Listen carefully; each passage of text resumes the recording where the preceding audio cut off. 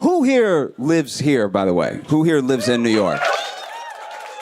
All right. I am not from here. I moved here, and I grew up in Louisiana, which, do y'all remember the first time that y'all had to hardcore ignore a person here?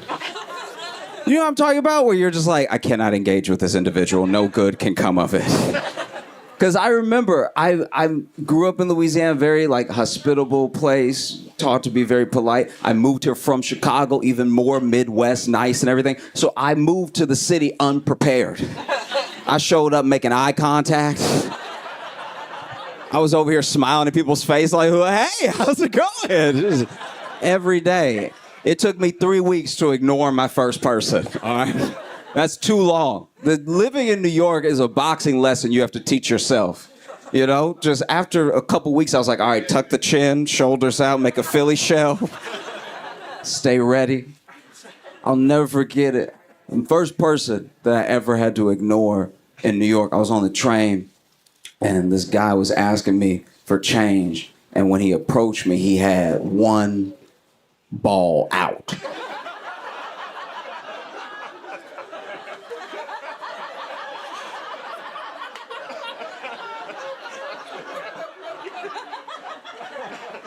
That's a rough approach, all right? Because I'm not gonna lie, one ball out, I don't even recognize it right away. That as someone with balls, if I don't see the whole package, I'm like, that's alien. He walked up looking like a monster. I was like, I wish I had a gun right now. That's insane. I was so upset, and he walked out, so then I was looking at my phone, right? And the worst part is that I'm sitting down and he's standing up. So the ball is in my peripheral, all right?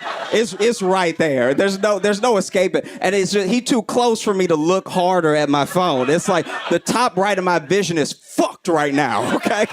And so I can't look away. There's no looking away. And he's talking. He's like, come on, man. I know you hear me, man. And then I'm just like, no, just ignore him and he'll go away. And just look at your phone harder and he'll move on, right? And then he starts getting upset. He's like, come on, I know you hear me, man. But the more upset he gets, the more animated he gets. And the more animated he gets, the more he's moving. So now the ball is bouncing.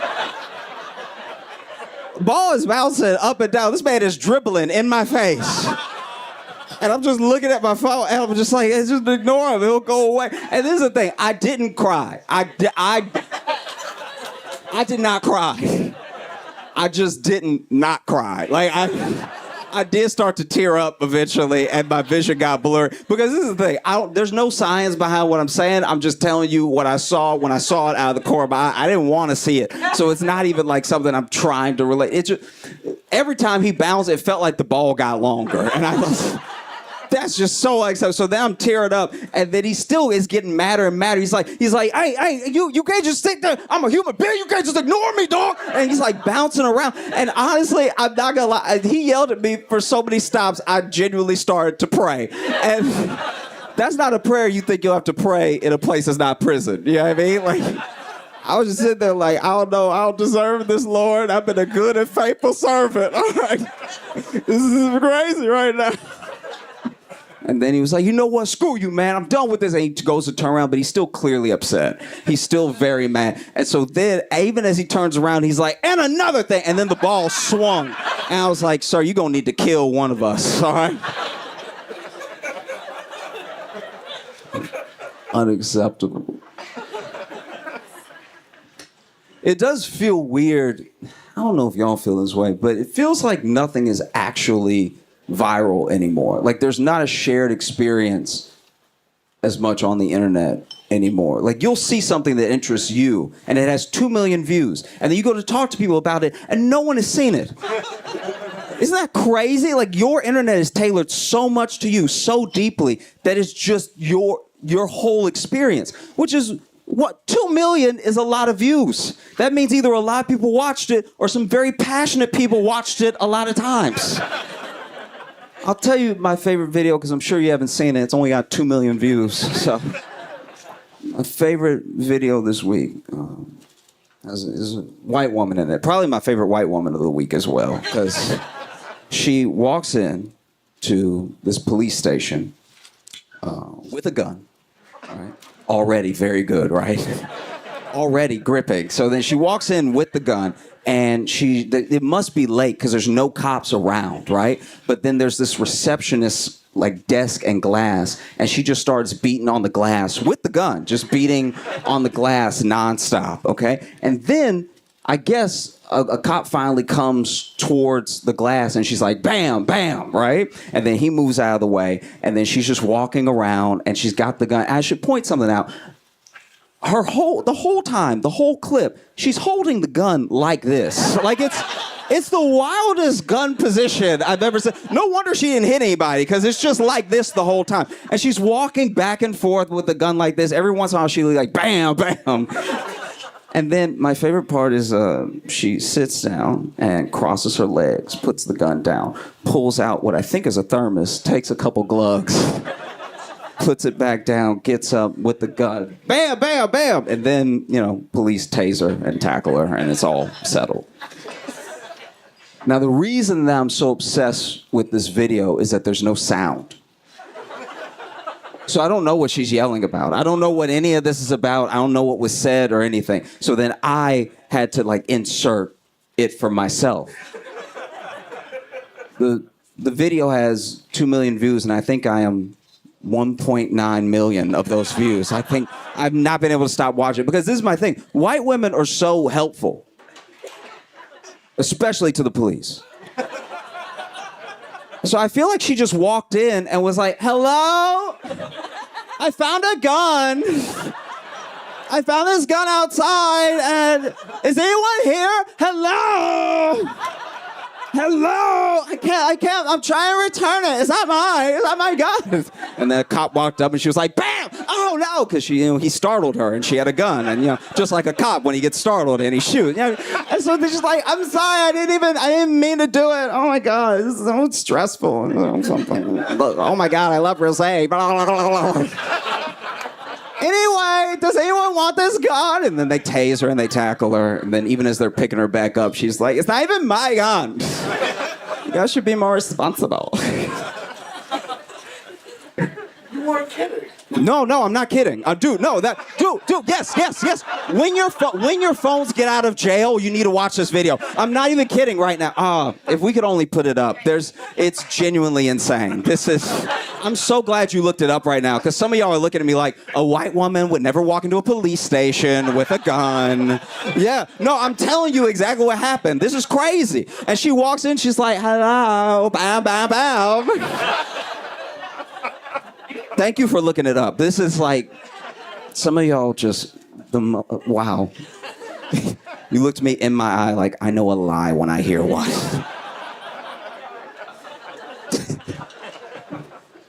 I will, okay.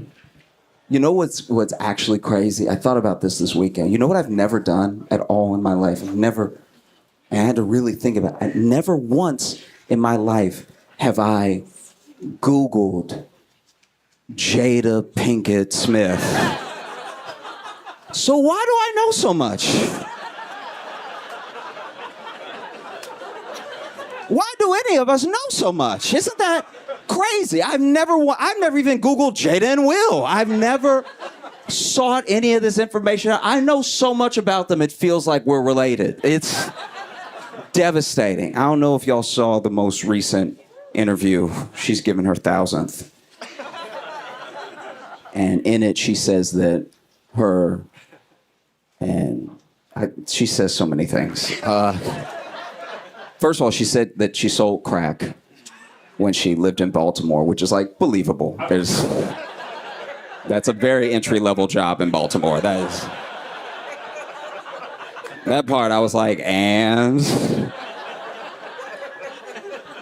But then she also said her and Will been separated for 7 years. Which, what? She also said that Tupac is her soulmate. It's like she's going out of her way to hurt Will's feelings now. This is really insane. Tupac is your soulmate. You've been married for decades. My soulmate's a guy from the 90s. And the more I think about it, and the more I listen to Jada talk, the more that I'm convinced that Tupac died to get away from her. Like, I feel like...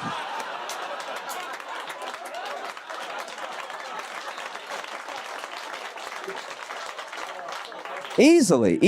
They dated for a while, you know what I mean? And then he got a taste of what Will has lived with. And then he was in Vegas and he got into it with some dudes on some gang shit and stuff like that. And they shot at him and he thought about what life would be like with Jada. And so he just leaned into the bullet. She said they haven't been together. Her and Will have not been together since 2016, which does make the slap more confusing now. That's right, because like that, they haven't lived together since 2016. Now it feels less like you were defending your wife and more like you just wanted to hit Chris Rock. Like, turn that man to a tambourine for no reason. That's insane. It really is. Like, what? Not even defending your wife at this point. You were defending your neighbor, I guess. Haven't lived together since 2016. It also makes the entanglement more confusing now. Watching Will and Jada is just like the Black Inception. You know what I mean? It's just a nightmare and a nightmare and a nightmare. There's twists that nobody asked for. What? Entanglement. Because then, this is my thing. If they weren't together, why'd they have that whole talk acting like they were together? It made them look worse. Why did they do that? It made her look like a cheater and him look like a cuck, but then they weren't together. So what's the big deal now? I mean, the big deal is that she fucked her son's friend, which is... A lot of people don't know that. That was Jaden's friend. So Jaden over there waiting for play dates and stuff. Ain't nobody showing up like it's a Brazzers video.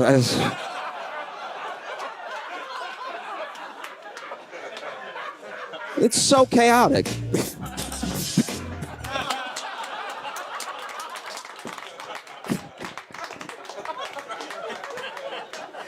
No, it's just very chaotic. And look, I want to be fair for a second. I do want to be fair. Everyone comes for Jada and everybody shits on Jada so hard. And I get it. It's easy because she won't stop talking. But like, some of this is on Will. We can all agree about some of this is genuinely on Will. People blame Jada for the slap. That's not her fault. That's a grown man. And he got up there and he slapped another grown man. You can't blame her for that. It's not like she used her powers. And people blame a lot of the marriage stuff on just Jada. Will is also married to Jada. You know what I mean? He could get a divorce if he wants to, but he doesn't want to. He does not want, and if you pay attention to the interviews, he said it. Divorce is not an option. He'd rather them live as single people and still be married than to get a divorce. Which is weird. It is weird. I understand.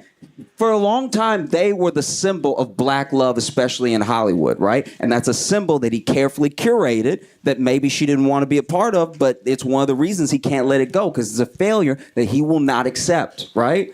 But to just live as two single people but still be married is weird. It's very odd. Who is it for? It's not for them. They're not together. It's not for us because now she aired it out. Everybody knows. It's not for the kids because they're already weird. So who is this for? And like, I mean, it must be rough. I do get it. I have empathy for both of them genuinely because I think Will, you know, came on strong, wants to make it work and everything, and Jada was just not having it. And a part of me, you know, I'm wrapping up, but just a part of me, a part of me gets it. Because if it's not the life that she wanted, it shouldn't be the life she accepted. That's fair. You're an adult in the world and you make your own decisions and you need to live by them, right? But also to be fair to her, I don't have a gorgeous millionaire trying to fuck me and marry me. I don't know. It probably seems pretty hard to turn down. I'm not gonna lie. Like if Zendaya walked in here right now and y'all look like you're together, if she told you, bro, if she was like, I want to marry you and be with you for the rest of my life, you'd probably be like, look, I'm in a happy relationship, and I found my happiness. I hope you find yours. I'm not saying it'd be easy to say to her. You probably say it after I do, but you know, but y'all have been great. Thank you so much. I'm Josh Johnson. Have a good one. Give it up for Josh Johnson!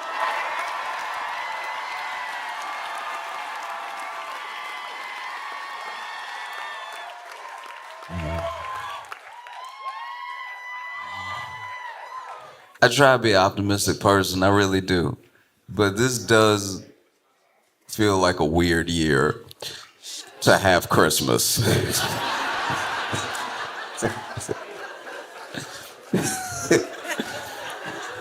This feel like the type of year where you gonna go to bed December 24th and wake up and it's December 26th. You know what I mean? Not just Christmas, all the holidays. It feels kind of wild. All the holidays. It's like, all right, I guess we gotta try. All of it. I don't know a single person that's excited for their holiday coming up. Everybody's like, and I gotta do this. No, not at all. You know, I try though. Try to bring some joy back, some whimsy. You know, I've been going to the mall in every city that we've been going to. If I can make it to the mall, I go to the mall. Y'all remember the mall? It's like Amazon with rooms.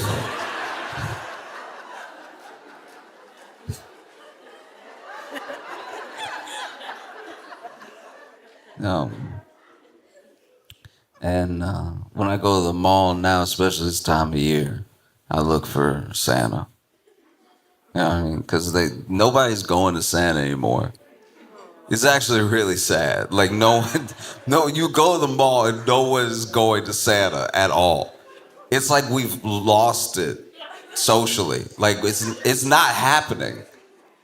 Even when you look at social, you're seeing less and less people post pictures with their kids with Santa and stuff like that. Like we're just not doing Santa. I don't even know if they tell kids about Santa anymore. It seems like they don't tell kids about Santa. My friends have kids, and I don't know a single kid that's like, oh, I'm hoping Santa brings me. All of them got an Amazon wish list. They all. We've lost it. We've lost that like touch of whimsy. We have, you know, now the kid knows. The kid had the wish list, had it all picked out, emailed you. And now if everything not on the list, they're like, I guess times must be tough.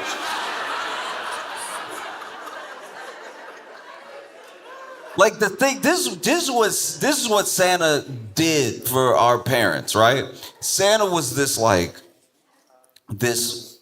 little gap where like some real magic could happen. You came up with your list, right? And you were polite because Santa's a stranger. You don't want to come off greedy. And so you would write down a few things that you would love for Christmas. You would even scratch stuff out. People would pour, like kids that I knew would pour so much attention over, they would stress over their Christmas list. They would go over and over again, they scratch stuff. I know I actually want that. You see this little piece of paper, by the end of the day, it was unrecognizable. So many scratches and then writing over and then scratching and then misspelling, and now you gotta rewrite it because what if you misspell it and Santa doesn't know what that is? You know? And so you would write this letter and then your parents would be like, we'll mail it to Santa for you. You're like, thank you so much. You already doing a lot. That trip to the I remember my mom was like, I'll send this to Santa. And I was like, you really a saint. You know that? Like, you are, because you knew I wasn't going to make it to the post office on my own. Like, you really doing me a solid right now. I'm going to go back to playing with these blocks, but I won't forget this. You a real sweetheart, truly. And then Christmas would come and the presents were wrapped. And even if you stayed up, there were a lot of parents out who were too crafty. You couldn't catch them, you know? Yeah, and you would think you were staying up too. You would think you were like, I better go to sleep because if you're awake, Santa won't come, which was kind of true.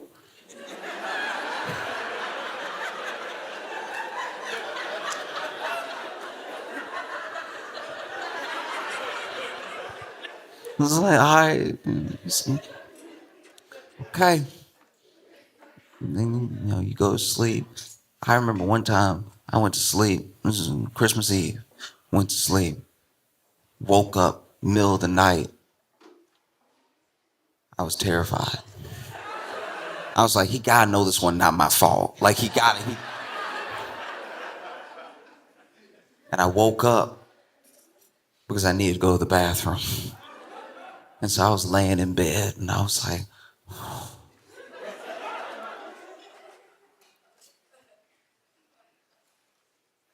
I think I'm gonna have to wet this one. I think I'm gonna have to. It's not worth Christmas, all right? I can try to hold it as long as I don't dream about water. I think I'll be all right, but if I get up and then Santa hear my feet, that might be a wrap for the whole year. I've been good all year, not for nothing. I was good all year, and he was watching this stuff, so I'm probably gonna get everything that I asked for, so I can't risk that over a little tinkle,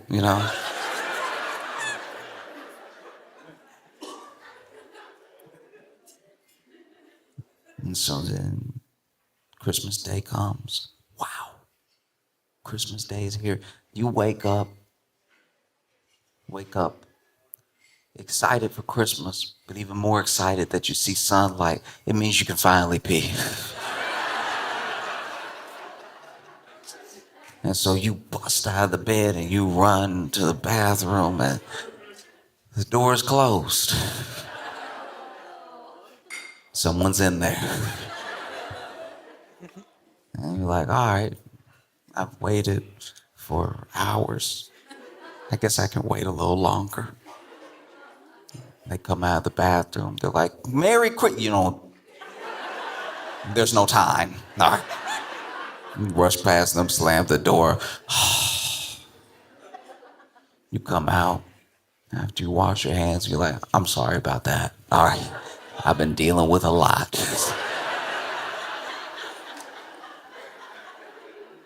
Christmas morning, it's time to open presents. You sitting there and you see a bunch of boxes. You see a bunch of boxes, and some of them aren't even boxes. Some of them just gift wrap lumps. And the lumps worry you because you're like, I don't think I asked for anything lumpy. I don't know. This might be for somebody else. He might be confused. You sit down and maybe every family does it differently. Maybe each person opens a gift and they all take turns and you all like, that's great for you. You know what I mean? Like, or maybe you get to open all yours and someone gets to open all theirs and everything. And I was the only child and I was the first grandbaby in I think a decade or something. So it really was like my mom, my aunt, my dad, my grandma, my grandpa were all in on Christmas for just me. I was so blessed that they really were excited to see me open these gifts. I didn't have to I never had to fight for that sort of attention or anything. They were very excited to see my reaction, right? Which is a blessing. And let's just call it a double-edged sword.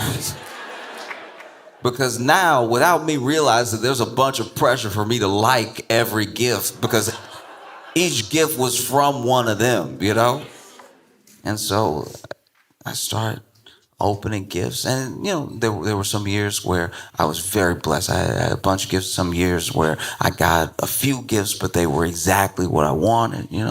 So I started opening gifts, and maybe my grandma would hand me one and be like, "This is from Santa." You know, I'd be like, "All right."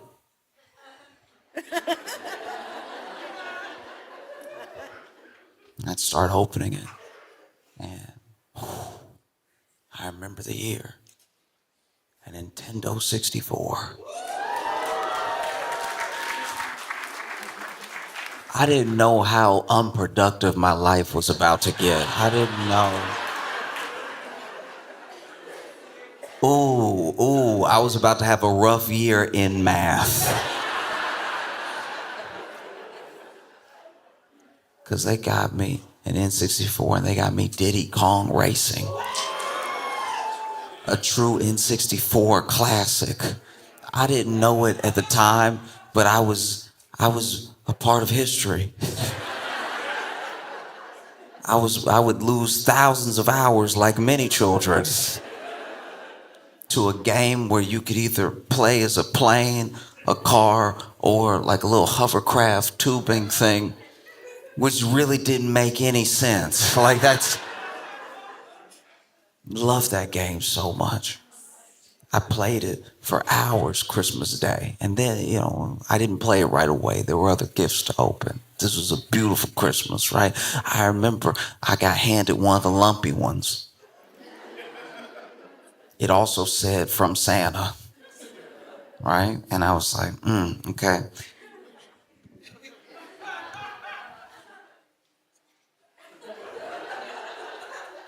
And I opened it, and it was 2 shirts. Not to sound ungrateful, but as someone with shirts,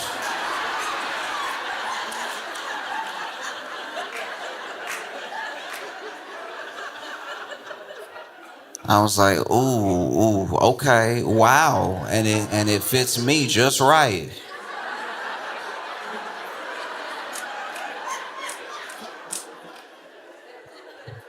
I know he wrote Josh, but he must have meant another name. This needs to go to someone who doesn't have shirts. Because then when you would open these gifts, you would think back to when you went to see Santa and you told him about this, and he was like, oh, yes, that sounds doable. Well, if you've been good this year, then you have nothing to worry about, right?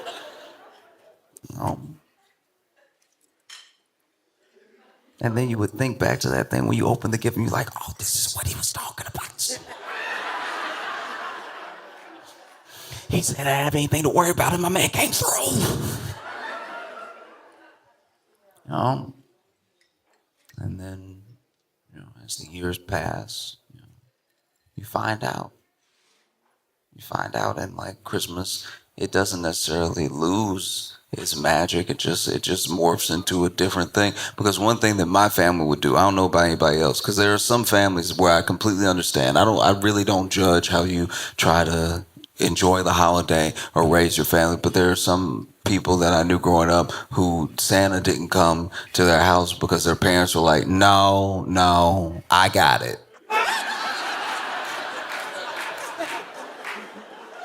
Oh, please believe I didn't work overtime to give the credit to the man at the mall.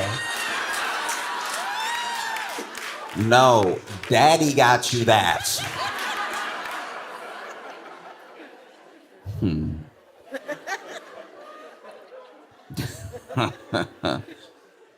I remember one time my friend was my friend's dad was talking about it, and because he had said something about like, but what about when Santa comes? That's like all I heard in the cover. But what about when Santa comes? And he was like, Santa work 1 month out of the year. I work all 12. I'm handling it. You know?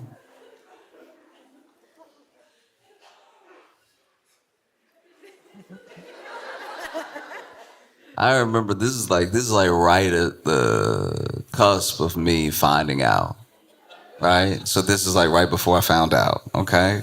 But I remember being like, I was still a kid. I wasn't like itty bitty. I was where you start putting it together. And because, I come from this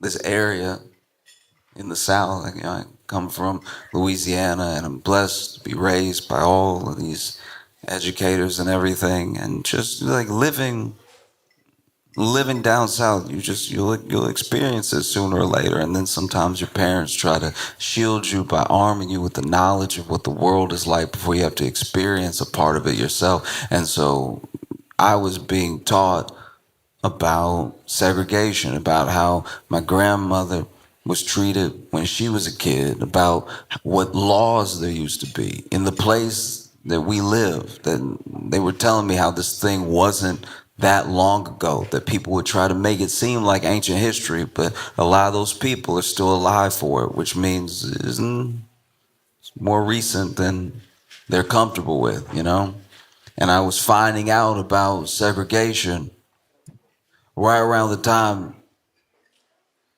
that I saw a black Santa and a white Santa.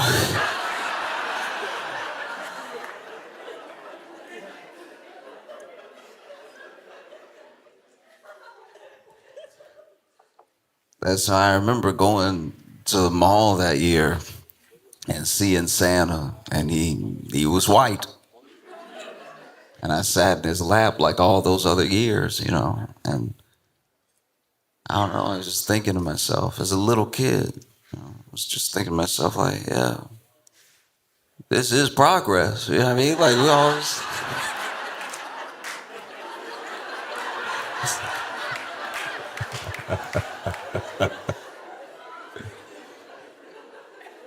Because also, you're so little when you were going to Santa, especially in the 90s, when you would go to Santa, that it was a whole other year later. You didn't really put it together that this Santa didn't look like the last Santa.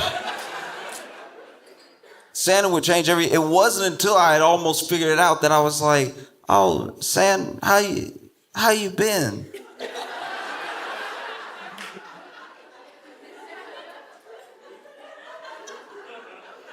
This man's like, what do you mean? I'm like, oh, you just, you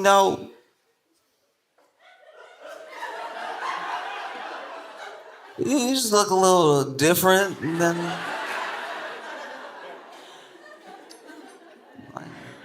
What different? How do you mean? And it's like that was on him. That was like follow-up questions. It's not my fault anymore. How do you mean? It's like, oh, you don't know? I guess if you don't feel different, you're not different. But yeah, last time you just had, a glow about you. You know what I mean? Like,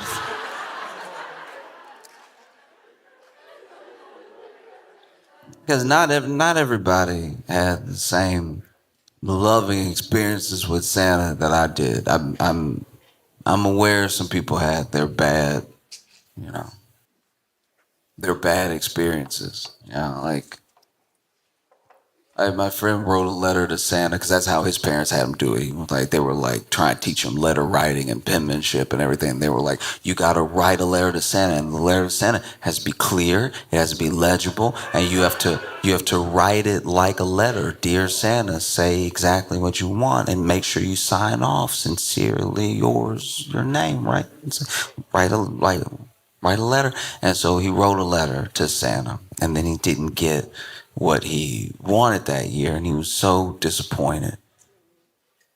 That the next year, this is what they made him do every year. The next year, he wrote a letter to Santa again, but instead of making requests, this time he was just sort of airing his grievances.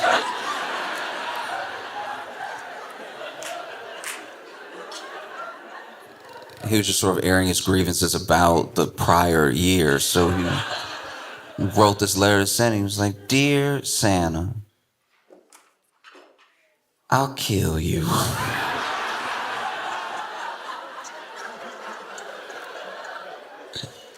You think you can play with me?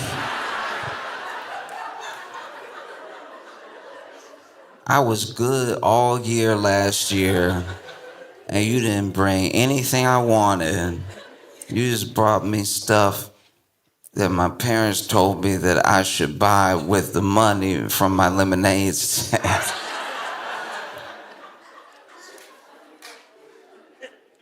How are you gonna take their side over mine? Thanks for nothing. Good for nothing. Santa. Sincerely yours, Roger.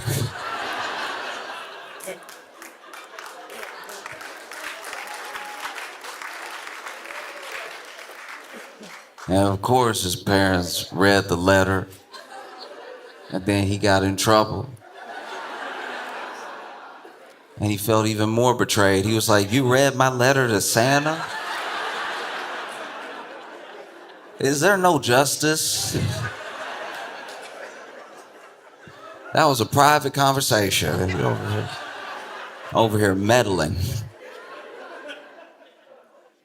And so when I go to the mall and I see Santa, it hits different. I remember all of these like special experiences I had with Santa at the mall, right? And then I see Santa over there, and they don't even have him in prime real estate anymore. They got Santa in the back of the mall. They put him in the back, they put him in the corner. They put Santa in the mall, the same places that the airport put Spirit Airlines, where they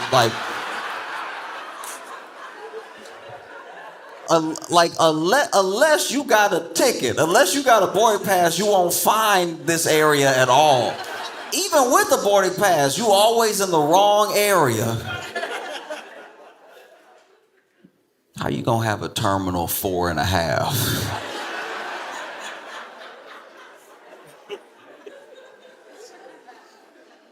You know Spirit Airlines, it's the Waffle House of airlines.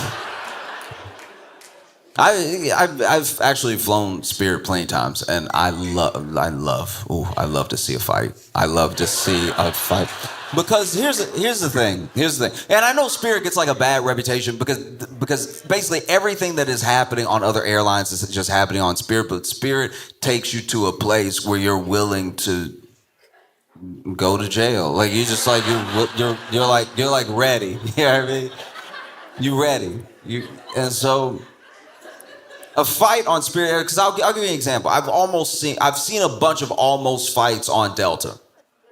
I've seen a lot of almost fights on Delta because what Delta will do is that they will put your layover, they'll make your layover 12 seconds. So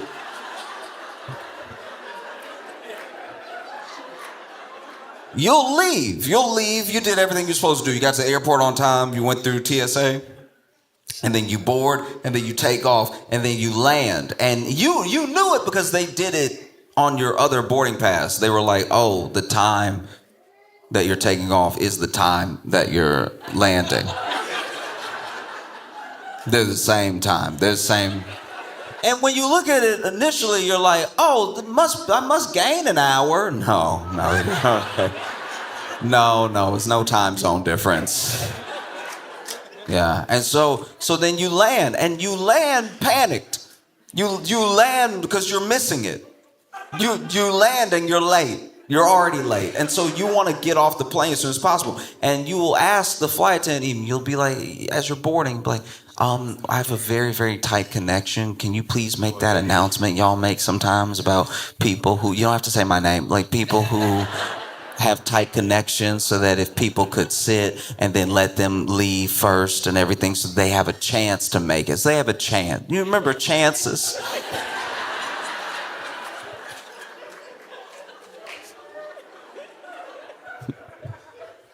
And I remember the last time I asked the flight attendant to do this because my entire group, we had such a tight layover that I was like, it is a significant amount of people on the plane that have to get to the next gate, which isn't close because that's also too much to ask. It would be crazy if you landed and you had to go next door, right? It's like, no, if you got a layover, the fun of a layover is right. The fun of a layover is running, you know what I mean? It's not a layover if you don't exercise. It's not a layover. There was, okay. This is probably gonna be where you turn on me, but look. There was a flight I was on one time where where we landed was my final destination. But those people had like a tight layover. So then they made the announcement. And when they make the announcement, I just sit. I do my best to just sit. Unless the person who needs to get out is like in the window or something. Now I'm like, oh, okay, well, this is also why it doesn't work. Because a bunch of the people that don't have the layover didn't all have aisle seats. Like you basically pushed a bunch of people into the aisle to try to get around them. We might as well all just leave now. You know what I mean? We're actually holding it up now by other people letting you be like, I'm sorry, I'm so sorry, I'm sorry, I'm sorry. And like letting you pass where there's no room. Aisles weren't made for people.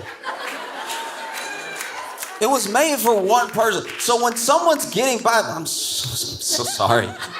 I'm sorry. It's my bad. Sorry.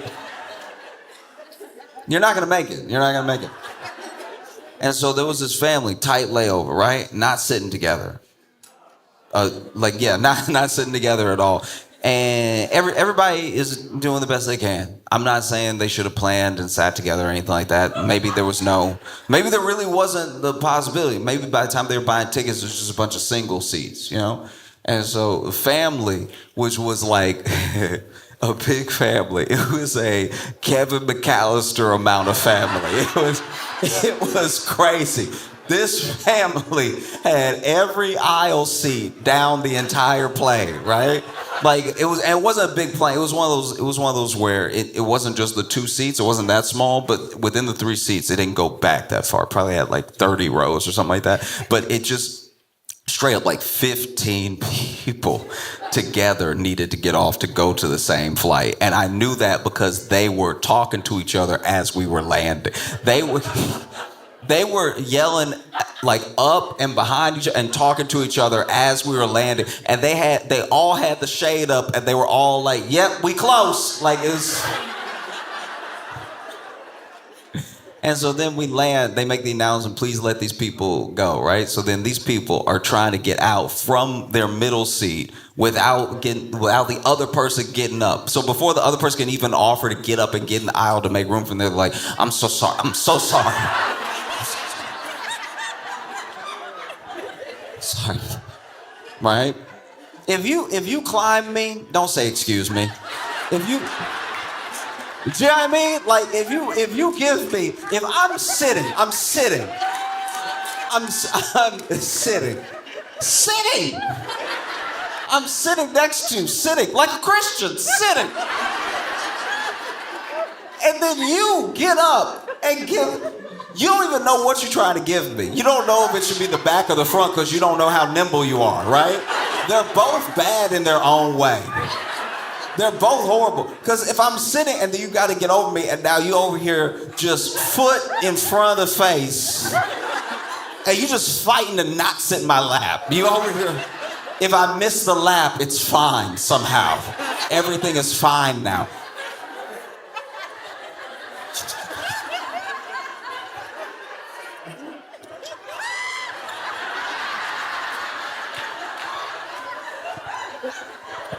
And I gotta sit there like that didn't happen. That's crazy. I don't know what's worse. I've had back and I've had front. Front is crazy, because front is a relationship.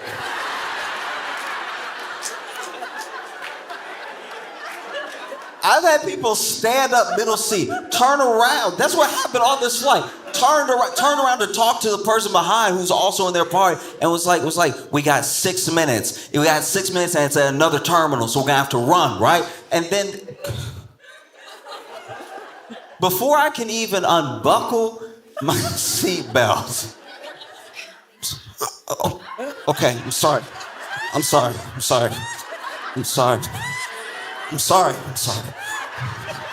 Sorry. I'm sorry.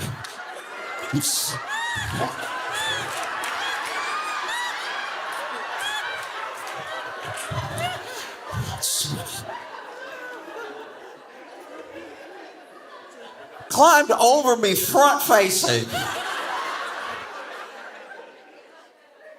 Whole time I got posted up like this, posted up elbow. Trying to block something. Falls on me. Then gets up, gets in the aisle. I was like, where are you going? We married now.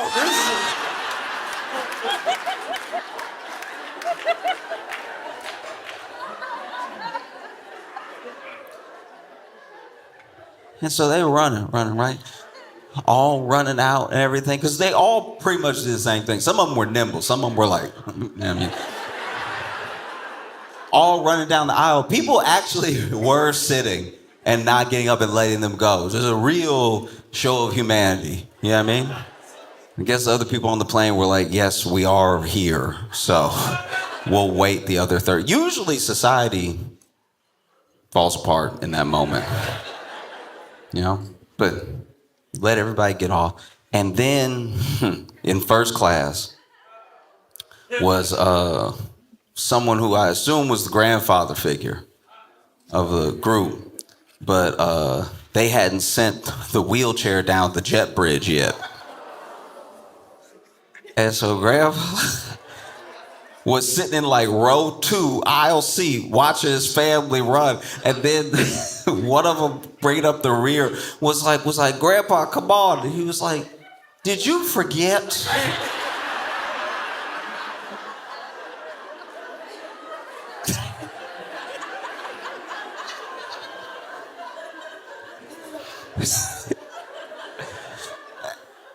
And you can see it's like, I don't know, this is me projecting, but it felt like a very like son-in-law situation. Like the way that Grandpa was talking to him, it felt like he married in, because this,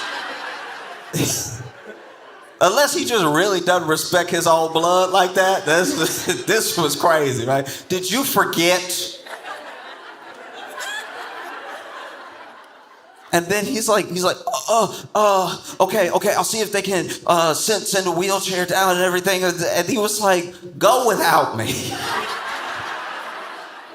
Just go.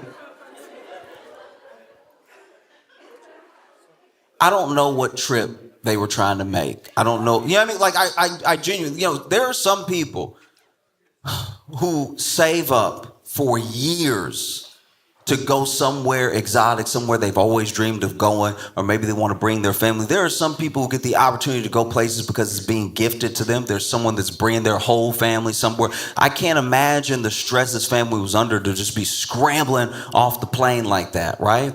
All I know is that this man, he said, go without me. And this man cupped the back of his neck,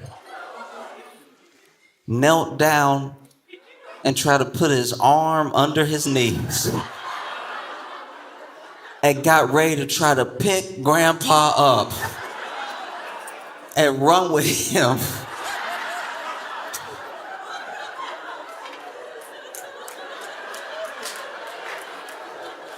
Panic is one thing, but like, never let panic give you confidence.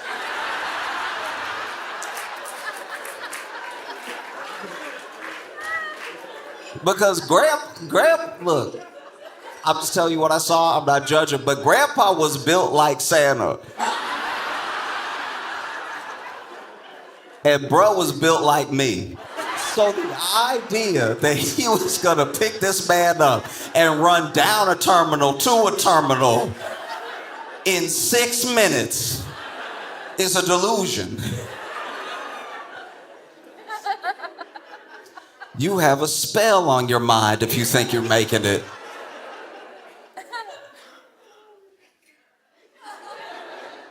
He got Grandpa legs right about here.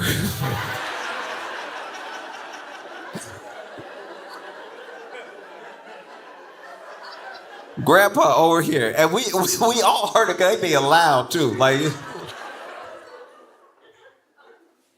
What are you doing?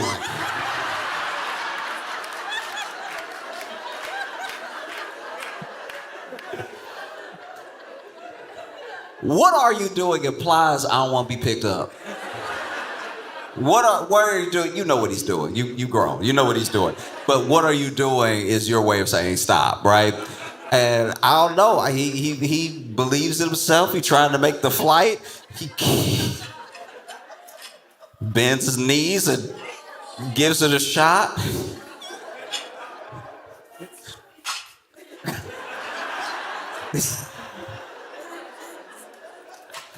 It's crazy when you pick somebody up like I don't know, marriage style. I don't know what this is, but like when you pick somebody up like bride style like that, their eyes and your eyes are like level, right?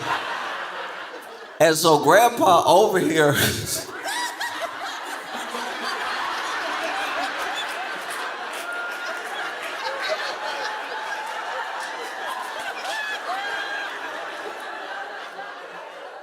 Now son-in-law straining. Now he over here. Oh, oh, oh, oh. I've never heard somebody muscle tear through their voice. You know what I mean?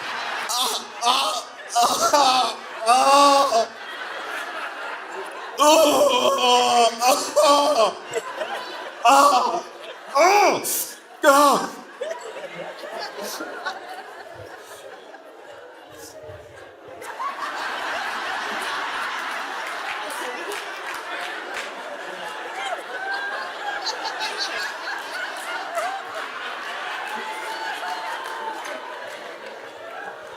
are you done?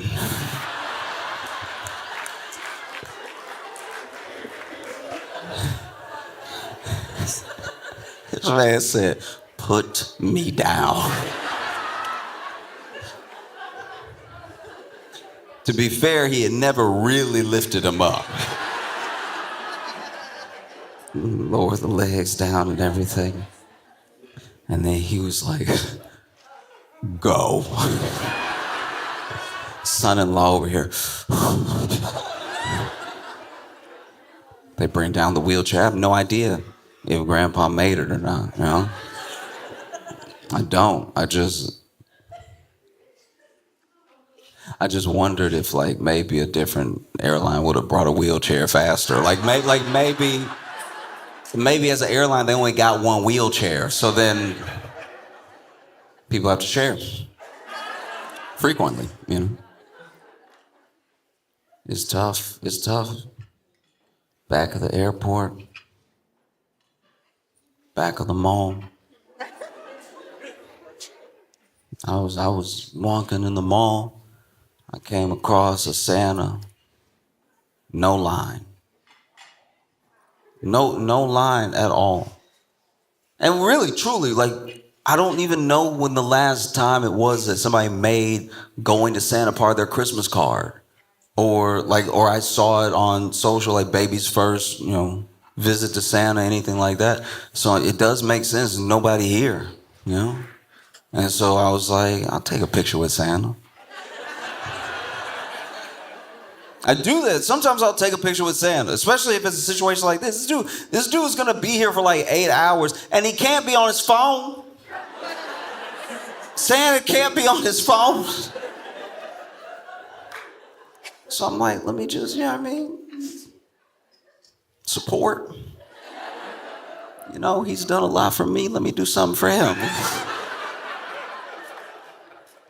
And so I walk up, and you know, I gotta register. You know, you gotta purchase it from the elves beforehand, because you know, capitalism, right? So I walk up, and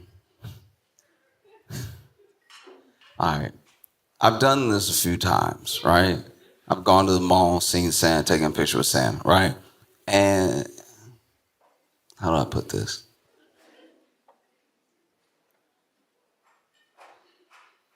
They are nice to me in a way that's disrespectful.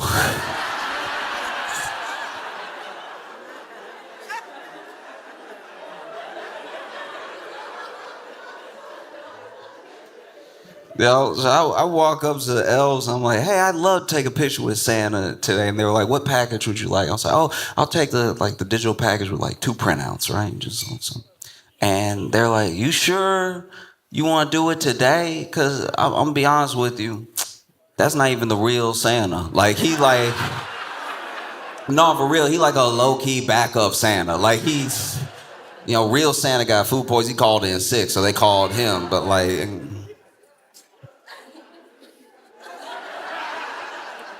And I was like, well, I'm only here today, so yeah, let's do it. He's like, are you sure? Then the elf pulled out a picture of the other Santa with another family and was like, this is what you're missing out for.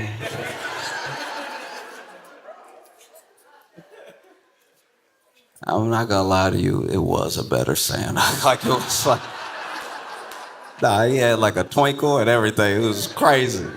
Like, I don't know if he used Visine for that or something, but it's just, you know what I mean? Like, you could hear it. You could hear, you looked at the picture, it felt like you could hear his dimples. You know what I mean? You know? And I was like, well, no, I'm here today. Let's, you know what I mean? Like my man over here by himself, let's take a picture, right? And they were like, hi. And then I walked up to Santa, and this is my thing. This is what I'm talking about being too nice. I'm a grown man. I told you my name. You don't have to call me buddy this much. This is, we get into some real disrespect here. And I know I don't do myself any favors because I walk up, and I guess I'm not presenting like this is just gonna be a chill. I'm excited to see Santa. And I think that's what starts us off on the wrong foot, cause he's sitting there and then he see me coming and you can see in his eyes he like.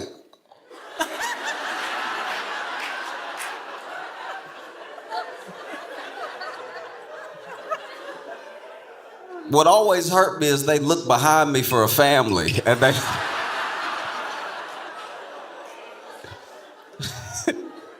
And then, I walk up, and once again, don't do myself any favors because I busted there. They got the little fenced off area within the fake grass, and then all the presents in the tree and stuff like that, and then the trail leading out that is to a line that nobody's in, right? So I walk up, and I walk up a little fast. There's no line or anything. I don't know a good pace to walk. I'm not running, but like I'm walking.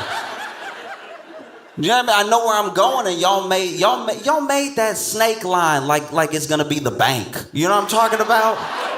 They got extra fence like there's gonna be a line. There's no line. So then I'm trying to get to it.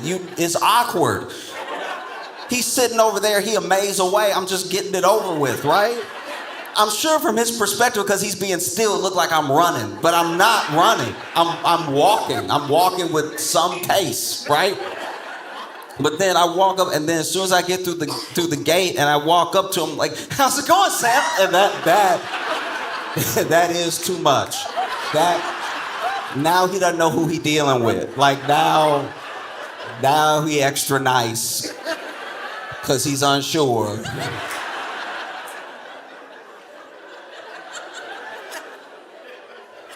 You know what I mean? Man, over here, and this is my thing. I know we two grown men, but like, you gotta stay in character. You know what I mean? Like, cause I roll up, I'm like, "Hi, Santa," and he's like, "Oh."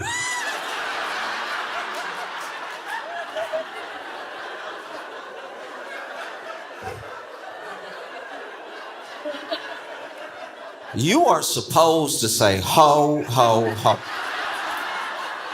How do you do the exact opposite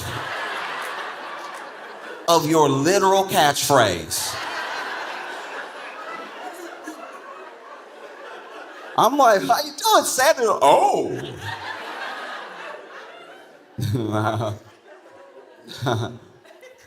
How are you?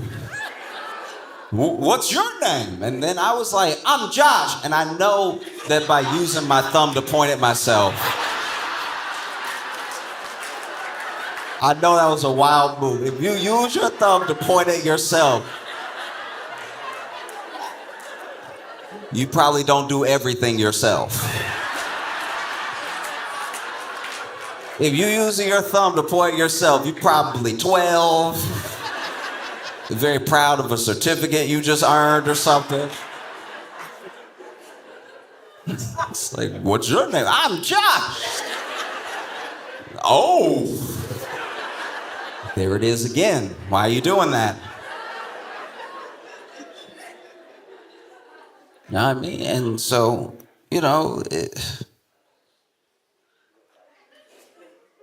he's sitting there, and there's a chair. There's a chair.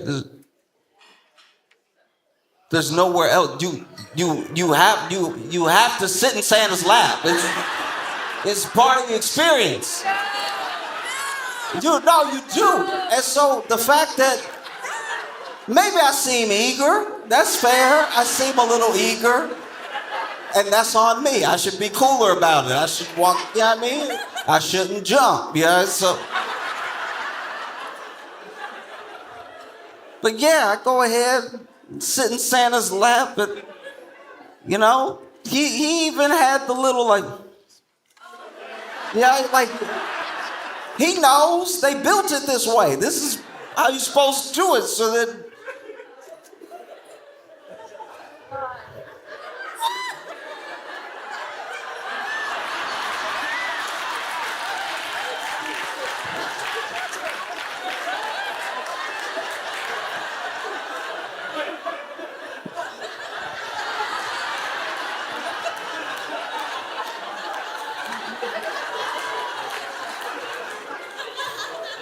And I sat in his lap, and admittedly, I should have started talking. Like, I shouldn't have just sat there waiting for him to speak or something.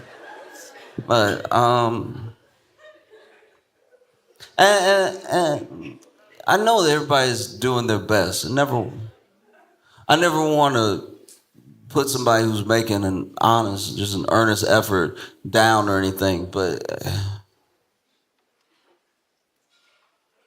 His lap game was lacking. Like this, I've sat in many laps. I've been serviced by many Santas, and when I tell you this man's lap was weird. Like this, first of all, so I sat in my man's lap, right, and I've never felt anything like this in my life. It felt like the top half was Santa and the bottom half was elves, because his legs were built like mine. Like he had the skinniest legs. So I'm sitting, I can't even get comfortable. It's like he missing a lap. I'm like, you sitting down, right? Felt like I was sitting in between two rungs of a ladder. I was like, where am I going right now?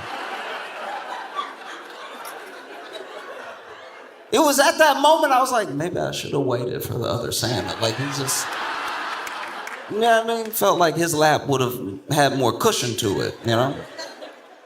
And then he's like, well, what would you like for Christmas? And I was like,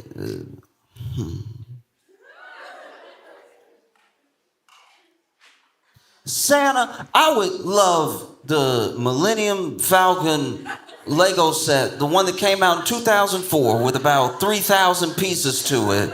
It's very hard to find online, and if you could get me that would make my entire Christmas.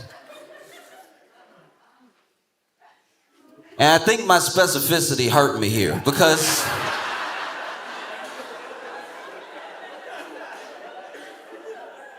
once again, he was like, oh! I was like, that's the third one. This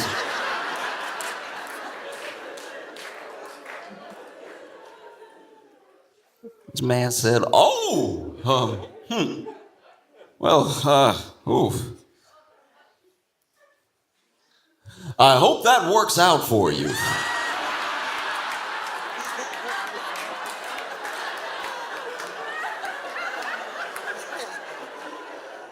I hope that works.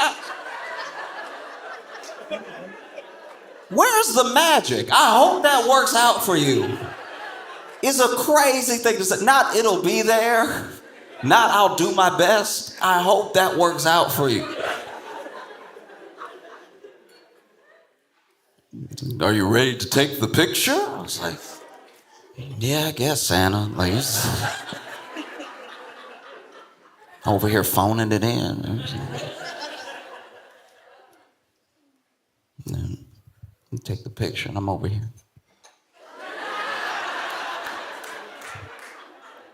And he looking at the camera like I'm not gonna see the picture later.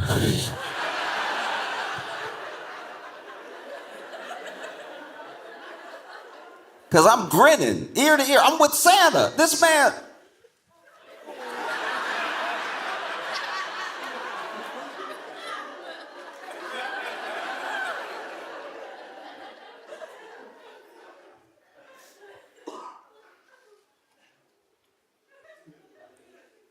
Unacceptable. Do you know what I mean? Like what are we even doing? You know, like Santa should be battling, trying to fight back for the position that he has lost. Because he has lost it now. What used to be an experience that you waited all year to have is just a couple of clicks to a wish list, and he's left by the wayside. You would think that Santa would be excited to see anybody that was excited to see him. You know?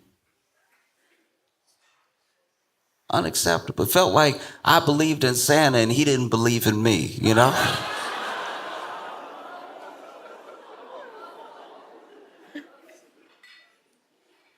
And so, you know, I get off Santa. Takes a second because he got, I don't know, it was weird. It was like I was so sunken in to the cushion because there was no lap or anything that I was genuinely like over here.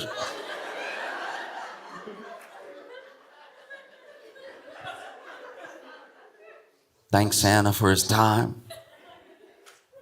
I'm walking away, leaving the little fenced off area.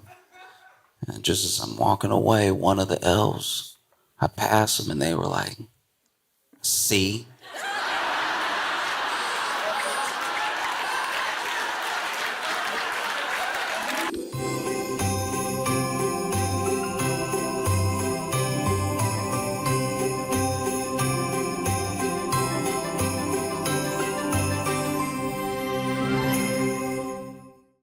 You seen your headline on The Daily Show. You see them all over YouTube. I want you to put your hands together. Put your hands together. Put your hands together. Give it up for Josh Johnson.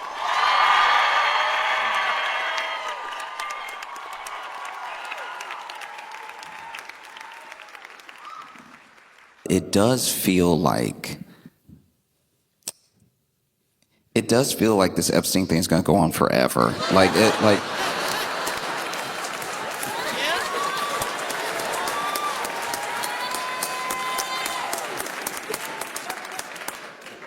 Because, okay, the Dems released, I think it's like some sort of committee, they released these images that were subpoenaed from Jeffrey Epstein's estate. Jeffrey Epstein's estate turned over to this committee like 95,000 images, like pictures, everything like that. And then they released to the public 19.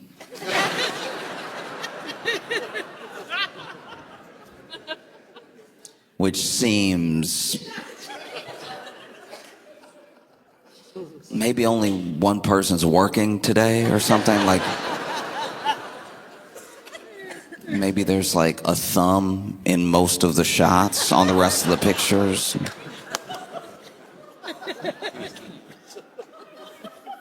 This is crazy. 19 out of 95,000. Apparently, I still want that to be like a fake number. Do you know what I mean? I saw 95,000. I was like, somebody hit an extra zero. There's no way. There's no way. And then the 19 pictures are the thing about the pictures, right, is that on their own, only some of them are like damning and weird and crazy. A lot of them are just pictures of people hanging out. It's just who is hanging out. Do you know what I mean? It's like a picture of Jeffrey Epstein and like Steve Bannon. You know, Steve Bannon back when he was actually like working in the White House and everything, like working for Trump when he wasn't just Steve Bannon.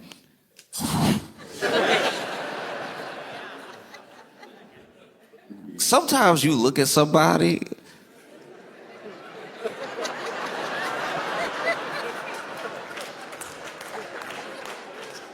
Steve Bannon a tough one, because sometimes you look at somebody and you're like, oof, maybe they gotta be racist. Like, I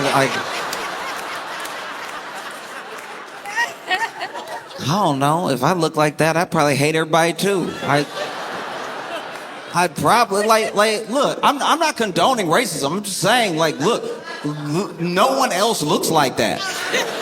So, of course, he's gonna hate everybody that doesn't look like that. He gotta look like that. That's hard to live with. Man, Steve Bannon hate everybody. He looked like he would hate everybody. You know, like there's some. I'm not saying that every like racist person is ugly on the outside. I'm just saying that like when you look at him and if somebody told you he was like a deep like a super racist, you'd be like, yeah, I'll let the racists have that one. Like that's not getting in my feelings at all. That is, imagine somebody hates you and like really hate like a lot of hate in their heart, and they would love like a sort of dystopian future where you and everybody like you is living a terrible life just because they have so much hate in their heart. And you see them though, like on paper, that's very upsetting. But when you see them, let's say you see this person,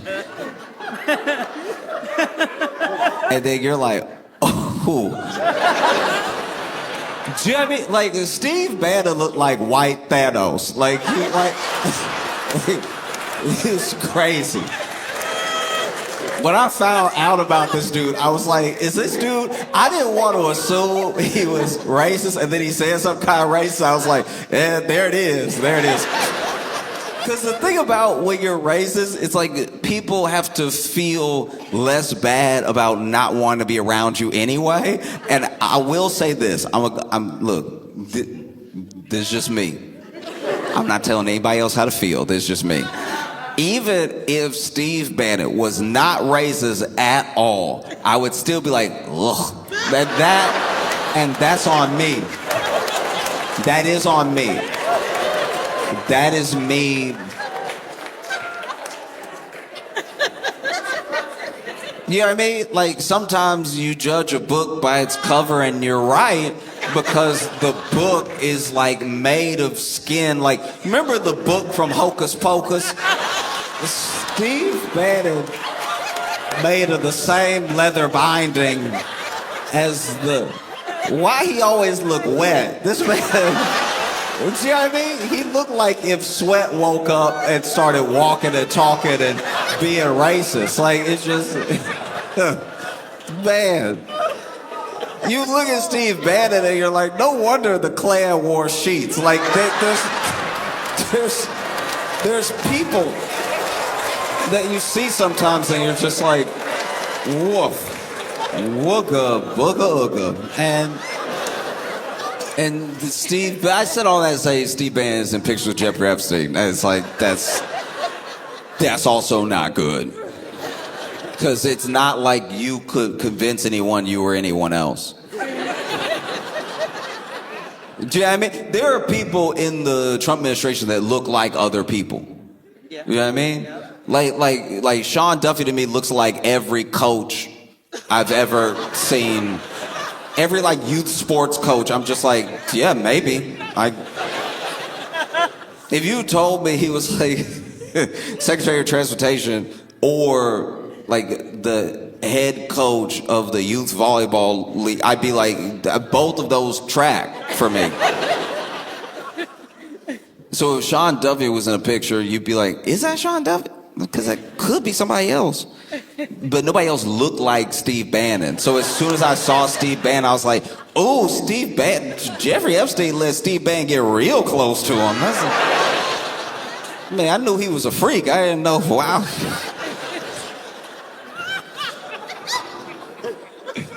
Oh, man.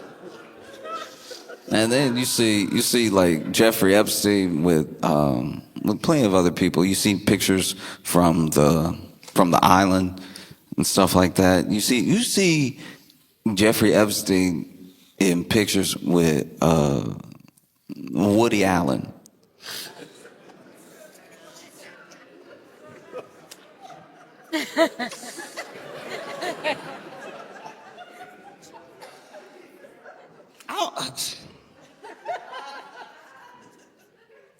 This is very weird. It's not weird as if I saw that picture. It's like, not Woody. I'm saying.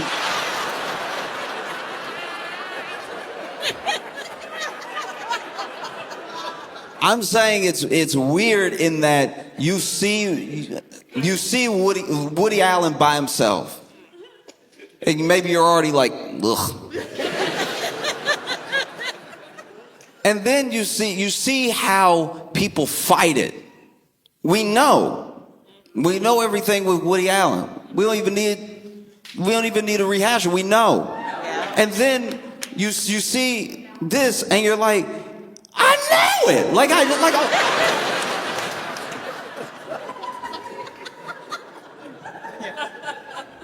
seeing Woody Allen with Jeffrey Epstein would be like. It would be like if OJ's glove slipped on perfectly. Like, oh, yeah.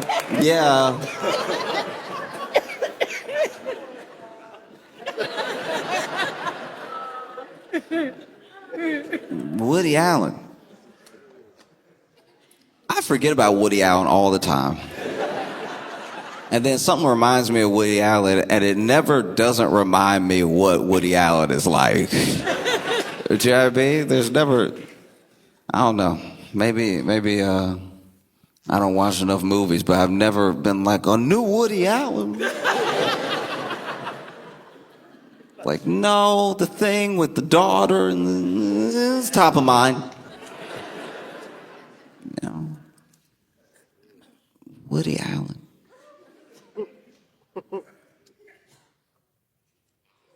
What would they have to talk about? Like, and then there's a picture of I think it was like Bill Clinton and Ghislaine Maxwell together, like a group picture and everything. Hillary not there. Hillary not the man. Every time Bill not with Hillary, he get in trouble.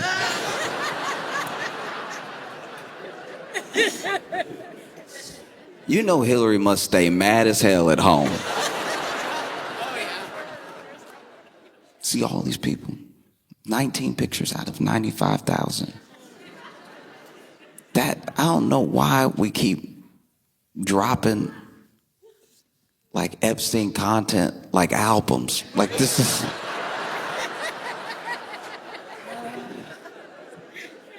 Oof. No, it's bad. I don't even know what to do with this. Do you know what I mean? Because it's like, you see a picture of Trump and all the people whose faces they're like blacking out and everything. And you're like, okay, what's that? What is that? That never looks good. That never looks good. If I take a picture with some people and they blacked out everybody's face but mine,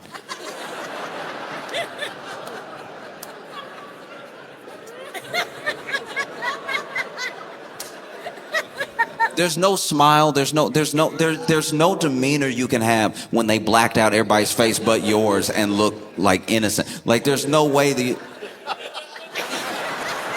it's not happening. if I take a picture with people and they black out everybody's face but mine, either I did something or they did something. You know what I mean? There's no, like, even if you look happy, blacked out everybody's face, but then you. Blacked out everybody's face, and then you.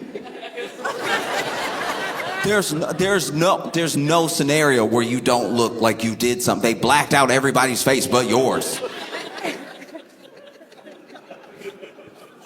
It's not good at all. And then you see these weird inside jokes they had and everything. It's weird stuff. It's upsetting, weird, and it's crazy to me. It is so insane to me that out of this multi-billionaire cabal of predators, that somehow amongst all of them, because you're talking about what would normally be serious conspiracy level stuff, would be on TV type of, these people, every single one of them, so far as we've seen, right? All of us, whether you've only delved in it a little bit and you've just seen what was on TV reported on the news, or whether you dug deep yourself and you've researched a bunch of all the people involved and everything, it is insane that out of all of these people, billionaires the world over, right, having ties to each other that are just through Epstein, don't make any sense, that somehow all of these people, every single one of them, does not know how to draw anything. They cannot draw at all. It's terrifying how the drawings they do aren't even motor skills. This is, I don't know what I'm looking at half the time. Even that thing that Trump supposedly drew, but then they're like, we have proof he drew, but I don't even know. I don't even know. I really don't know. I assume he drew it, but I don't know if they finally said, because he said he didn't draw it. But then when you see the drawing, you're like, he drew it. That looked like, it looked like something he would draw, because it's the way it doesn't look like a person. It's I would like to think that not only did Donald Trump draw that, but that is how he sees people. It would make more sense for the country if Donald Trump only saw things in cartoons. That would be pretty good. If you went inside his head and it was oh, everything looked like Dilbert. This is crazy. Because doesn't he seem like an Adventure Time type president? He's looking around, people are like, this is serious. And he's like, I don't know. He looked like a dragon. I mean, it's, sir, that's Steve Bannon.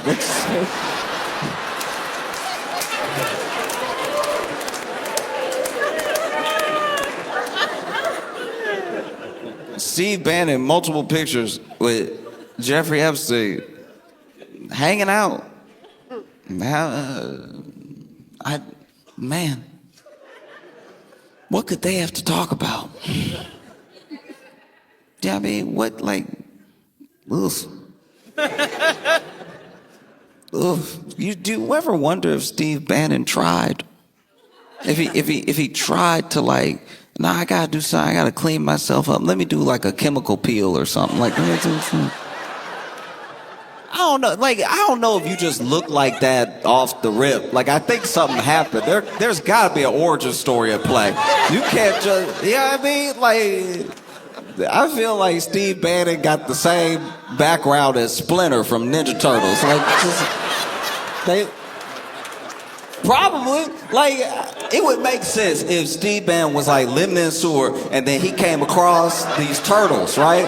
And these turtles, he started taking care of the turtles. He thought about eating them, but then he was like, nah, I'll take care of them, everything. And then there's this toxic waste that they were all exposed to, and he put the turtles in it because he was like, I lived. And so then the turtles got a special, physical intelligence for martial arts, and he went off and joined the White House staff. You know what I mean? I don't know. He just doesn't look Like, I've seen Steve Bannon say, like, dog whistle racist things and been like, bro, you don't need the dog whistle. Like, this one's all you. Like, this... Steve Bannon is what you imagine when you imagine, like a deeply, racist person. You know what I mean? Like, it's like you look at it and you're like, oh. I would rather it be that way. No, it's just convenient that his entire shape aligns with his views. Like, it's just, see, if you really have never seen Steve Bannon, he looked like, a Sphinx? He looked like... He looked like the head of a frog and the body of a wildebeest and the legs of a chicken and the hands of like a mole rat. You know what I mean? I feel like I don't know, Steve Bannon just seemed like he bite ice cream. You know those people? You know those people who can't even enjoy a treat without being a psycho? You know what I'm talking about? Like, Steve Bannon looked like he bite an ice cream cone in the face. Like, he just attack it.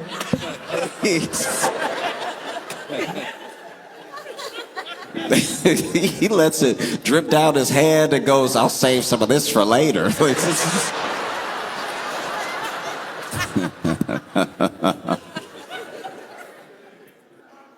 It is crazy how you will be doing your best to get your life together as best as you can. And it is unfair that anybody can make you their emergency contact.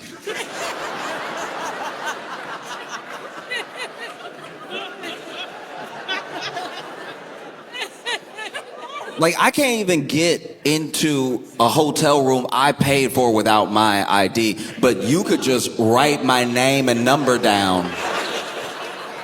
And now all of a sudden I'm who they call if you get busted up. Like, this is a crazy system we've created. What if your emergency contact don't like you? We didn't think this through at all. This is it's indicative of a less than stellar healthcare system, but your emergency contact should be somebody that you trust, should be somebody responsible. It should be somebody who knows their emergency contact. You know what I mean? Like, you gotta make somebody your emergency contact the way you make somebody a godparent. They need to know. Because you could do that too. You could also just make somebody a godparent and not tell them. And then people will hit them up and be like, hey, so they said if anything ever happened to them, you have a kid now. And when you say what, they're like, they said you'd say that.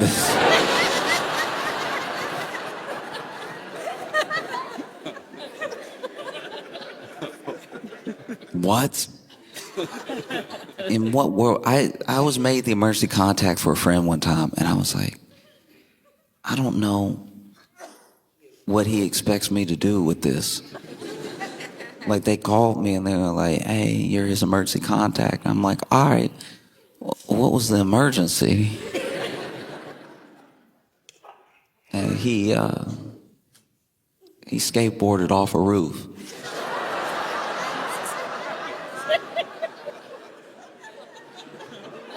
No, I had the same reaction. Not only did I have the same reaction, he looked at me crazy like, I thought I could land it. No, my mistake. I forgot. The world is Tony Hawk Pro Skater 9. That was crazy, though. I thought I could land it. And so I made them call you on a Saturday. That's the other thing, too. You can make your emergency contact somebody so that the person who should really be your emergency contact doesn't find out. You know what I mean? Made me the emergency contact because he knew if he made his parents the emergency contact, he'd hear an earful about skateboarding off a roof.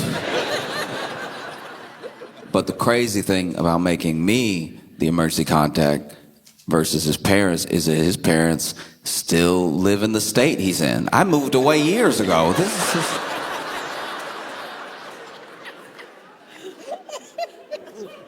I don't even drive. What do you expect me to do for you? Do you know what I mean? Like, you would be better off just telling me to put you on the prayer list or something. Because even the person that called me, even like the receptionist that called me, I was like, so am I supposed to do something? And they were like, no, not really. We're sort of letting you know.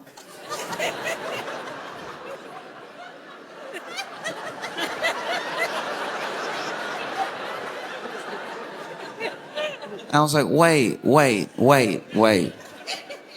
So you called me. He's alive, right? Like, he's alive? And like, yeah, I mean, probably gonna be discharged in a couple of days. I was like, oh, okay. Is it like, is anything broken? I'm like, yeah, his leg. I was like, oh, okay, so not his hands or his mouth.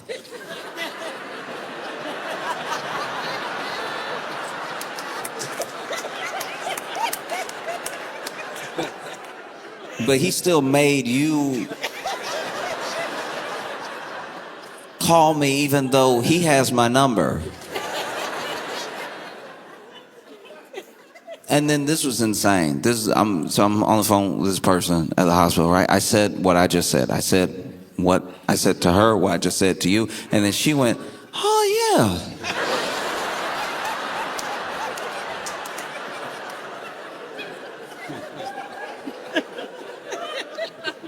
No. You work at the hospital. I cannot be blowing your mind right now.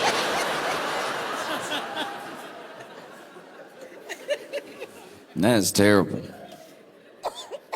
It's so frustrating too. You know, he got a big bill for it. He got a big bill for breaking his leg, skateboarding off the roof. And it's not like they charge you extra for it being stupid. They charge you what they charge you based on, you know, insurance, network, deductible, all stuff like that. It would, I think by now that I'm an adult and I like know what any healthcare thing is, right? Because when I was a kid, I would just go to the doctors. My mom took me to the doctor because she was like, I don't know, right? Like if I got hurt or felt sick around my grandma, there was usually something.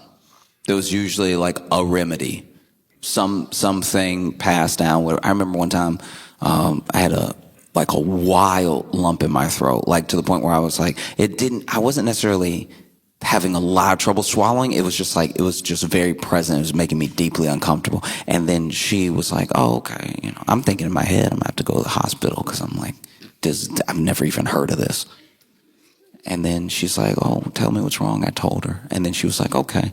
She goes to the kitchen, comes back, and she puts like a couple dashes of salt on a spoon. She was like, open your mouth. And then she put the spoon right under, you know the thing.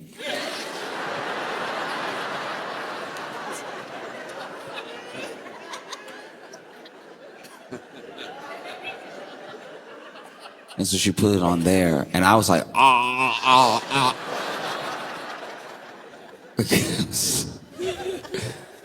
And then, sure enough, it just went away. It just went away. No charge. It's gone. It's crazy, you know? Meanwhile, you go to the doctor, and you ask the doctor what's wrong. And the doctor's like, I have no idea. Like, I don't know you. We just met and you just told me what's wrong. Why would I know? Do you think I'm magic? Why would I know what was wrong? I have no idea what's wrong. I'll run some tests so I can find out, which is logical. That does make sense. That does sound like science. I don't know, so let's run some tests so we can find out. All right, we're all human. We can't all just guess and be right. How much will the test cost? I don't know. Why would I know that? It's a test, and it's a test for you, which is gonna cost different from everybody else. Don't you know that? You idiot. Don't you know that the test costs whatever we say it costs after it's been done, so that way you can't really make a decision on whether or not you can afford it. We're just gonna tell you later, you know. Like, I don't know, a hospital charged you the way a loan shark lends you money. It's like, because you get the bill and you're like, all right, I was there. So I remember you barely helping.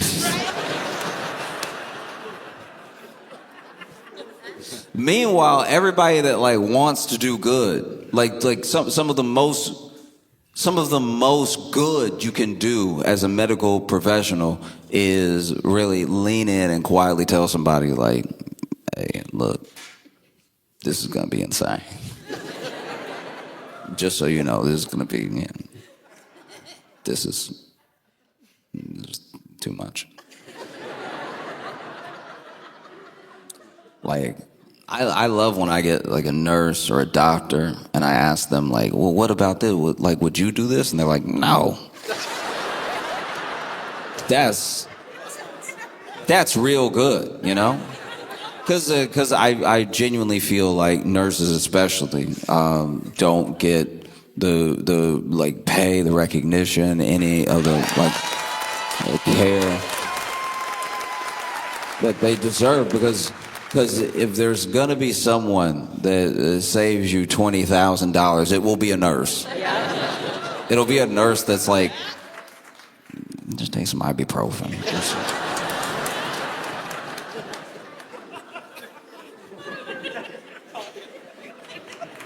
You know? Or like, sometimes you end up in a bad situation because you get charged this insane amount in this incredibly frustrating way, whether you got good care or not. That's devastating. Imagine you have to pay all this money, still don't even know what's wrong. It's crazy. Because then I've been in situations where, I was at the doctor and I was like, this is bad. I can tell this is bad.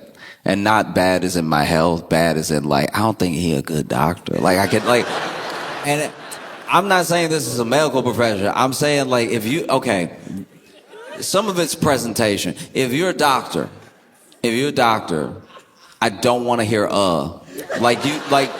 really think about what you're gonna say before you say it, and don't hit me with the uhs and ums when you're telling me something, because I'm asking you. I don't know.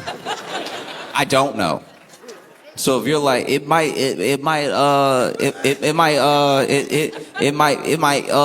be inflammation.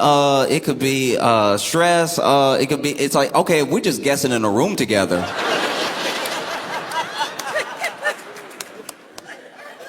If we just guessing in a room together, then I can go ahead and go, because I'm gonna get charged like you said what it was. No. It's crazy. It does not have to be like this. It doesn't have to be like this at all. And because you go to any other country and it's different. I'm not even saying it's always better, but it's different. They're like, oh yeah, we do it a different way where you don't die. You know what I mean? We do it this different way where like, yeah, technically our healthcare is expensive because you have been, taxed to the point where it's already all in the social safety net, and the safety net catches you. Is the whole point of the net. And then when you come here, you don't have to worry about an arm or a leg in payment when we don't know, because we won't know here either. Do you know what I mean? You go to the doctor in France, and like, don't get me wrong. I'm not saying that some of these places with universal healthcare don't have incredibly long lines or don't have their own like system failings, but I'm just saying a start is a start, you know? And sometimes you go to these places and you'll be like, oh, okay, the line is what y'all are complaining about. The line? All right. The line. Because we have a line. We also sit in the line for long to not know. That's one of my favorites is like how ambulances can be out of network. That's you can tell the devil came up with that. That's the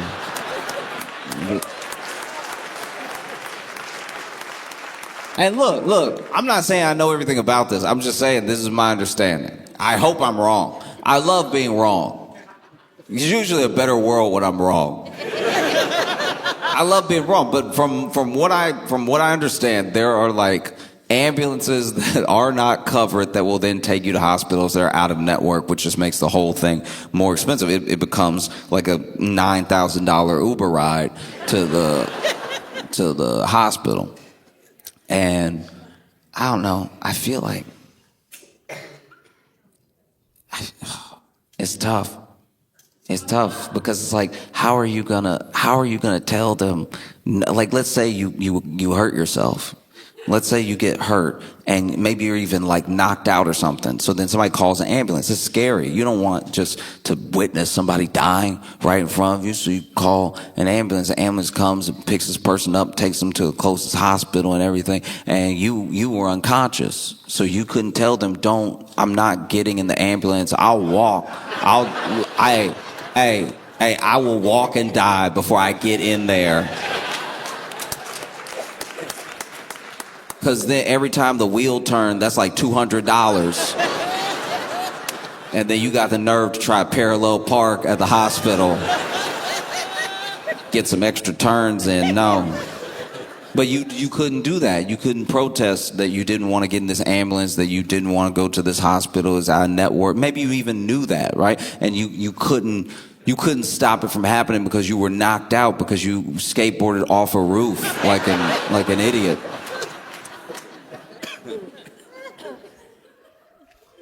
And then you're laying in the hospital bed, leg broke, you broke. And then this person calls your emergency contact. Who didn't know? Who didn't know? And then they pick up, thinking it's a scam call, so they were admittedly a little rude when they picked up the phone. Because I do not like when people call me and ask me if it's me. You called me. You called me to ask if it's me. I know I'm me. If you don't know if I'm me, don't call me. If you don't know, you called me to be like, is this Josh? It's like, is that a trick? What is this? The only people that have this number are the people that know me. So if you don't know me and you have this number, maybe don't call. But if you do think it's me, you would just say, hey, Josh, right? You would say it with confidence. You wouldn't act like you found this number written on a bathroom stall. Hey, it's just Josh. Are you out of your mind? Is this Josh? That's what I love in my day. I love to spend my day telling people it's me when they think it's me and they've called me. The only way to have an interaction that's more aggravating is if someone was holding your ID and reading it and looking at you and go, is this you? It couldn't be more me. You're talking to me asking if I'm me. And so then I don't say anything because I can't tell if you're a robocall or not. Because you get those now too. You will get a robocall. You'll get a robocall and it'll sound not AI for the first like 3 seconds. Because anybody can say hello and sound convincing. Some people say it weird. Some people do. Like people who are not AI will be like, hello? I can't tell if that was a computer or I can't you know what I mean? It's like how you never know if the first sentence of a poem is good or bad. Like, it's like, we need a little more to decide. You get that first hello? You get like a hello? You get so many different hellos, and you're like, all right, this could clearly be a machine. You're not gonna get me. And I don't know this number. I don't know this number, and you called me. I pick up, and look, maybe it's wrong. I'm sure it wastes time. But when you call me, and I don't know your number, I do give it like 10 seconds of just silence. I wait for you to speak. I wait for you. This might be insane. I don't know if I'm crazy, but like, I wait for you to speak. I don't know you, and then I'm pretty sure your voice triggers the robocall. You know what I mean? So when you're like, hello, they're like, oh, a person? Oh, we got you now. This number works. So then I'm like, I pick up and I'm like, Talk to me. I ain't talking first. I don't know you. and then I hear, hello? And I'm like, all right, you're not out of the woods yet. What's that second hello sound like? Because if the second hello sounds eerily similar to the first hello, you're an AI. You're not, no.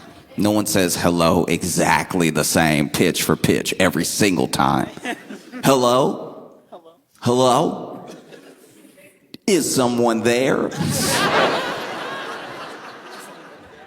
You know what I mean? And then this is what I'll do. This is also, this admittedly doesn't make sense. I'll tell you this right now. This does not make sense. This is why I should never be your emergency contact. Because even after the second hello or is someone there, all I'll give you is a cough.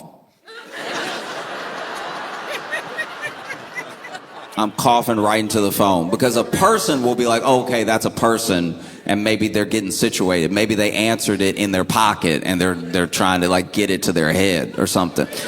But a robot doesn't know.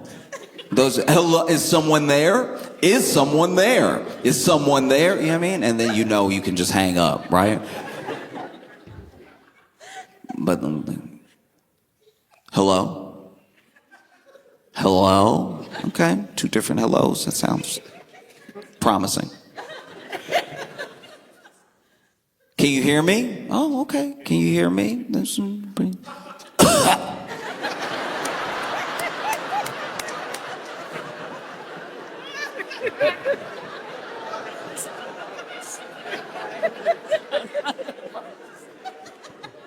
You all right? Oh, okay. All right.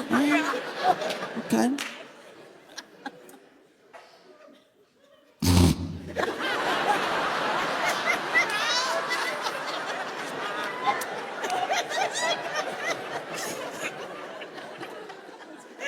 Are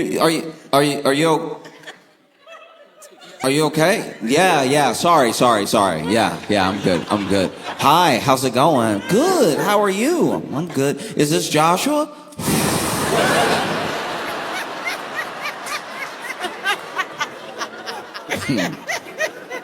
I know you don't know me, but you're already trying my patience. Who is this? Because tell me who you are. Don't ask me who I am. This is my phone and I'm already in it. Like, I'm already in my phone. You're a visitor in my phone asking if... Imagine somebody came into your house. They walked inside and they were like, are you? You'd be like, I have to shoot you now. I have to, like... Tell me who you are. If you broke into my phone, tell me who you are. Is this Josh? Yeah. It's Josh. Oh, okay. We're calling from blah, blah medical. And you were listed as the emergency contact for your friend. And I'm like, oh, okay, that's interesting.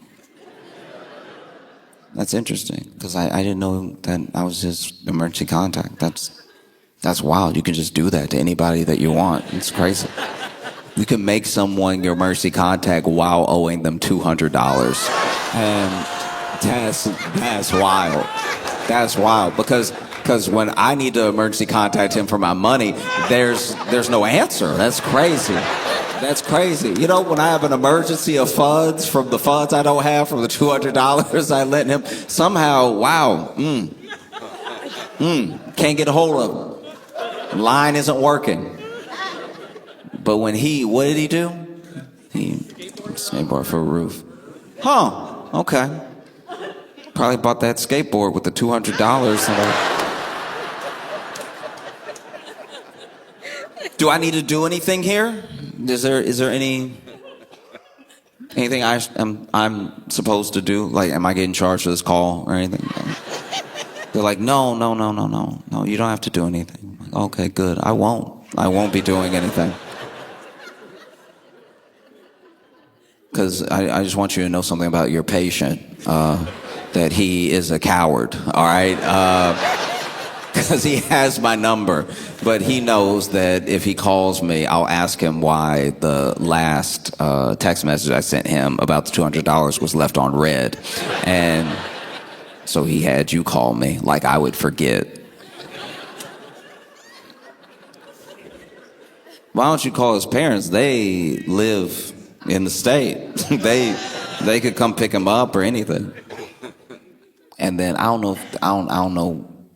know what's like protocol or anything. I feel like because I do my best in real time to have like a real interaction with a person, like people are so used to pleasantries on the phone, especially like in a professional setting, like nurses, doctors, everything like that. I think that because of my general demeanor, or maybe the fact that I seem like I could hang up at any moment, or maybe she was as sick of my friend as I am.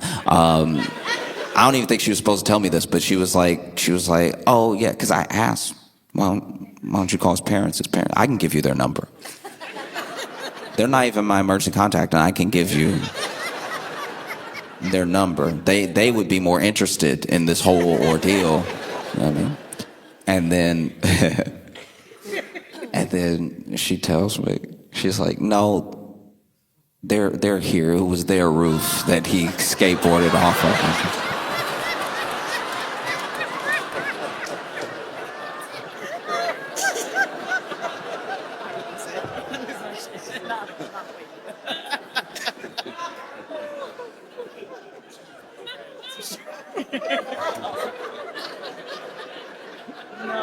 They're here. They're here as in there. They're here as in there where you are in that building. They might be behind you. Why are you like, oh well, it's a protocol we followed. They just got here. So we called you. To be fair to her, we had been on the phone for a while now. So like there was time for his parents to get there. It's like, you can just do that. You can just make somebody your emergency contact, not even tell them. That's crazy. That's wild, Lisa. She's like, huh, yeah. I was like, all right. It's a weird conversation to try to end, too. Because then I'm sitting there like, does he need $200 more? Like, why would he? His parents are there now, and I don't live there. I don't know what I'm supposed to do with the information that his leg is broken. And then she was like, yeah, I don't know either.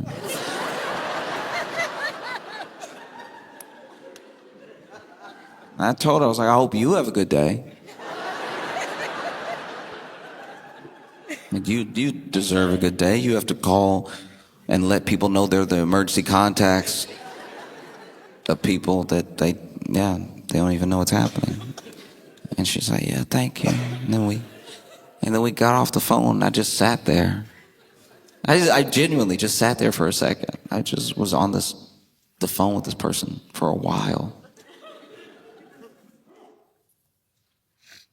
And it occurred to me, like, I'm sitting there, now I know not only am I like my friend's emergency contact, because through everything, that does say something. It says something about like how he sees me or something like that. And sometimes you have a friend that you don't really know where you stand with for for a given reason, and then something like that happens, and you're like, oh, maybe we're closer than I thought. Like, even though I moved away, he was like, I want this person to know if something happens to me, which did touch me. Like, and I'm being completely serious. It was like genuinely that did like move, because we hadn't spoken in a little while. It wasn't even like a falling out or anything like that, but we just hadn't talked in me moving and everything. And I was just sitting there thinking about how he made me the emergency contact instead of his parents and everything. And I was also sitting there, just eventually I was like, it was $300 that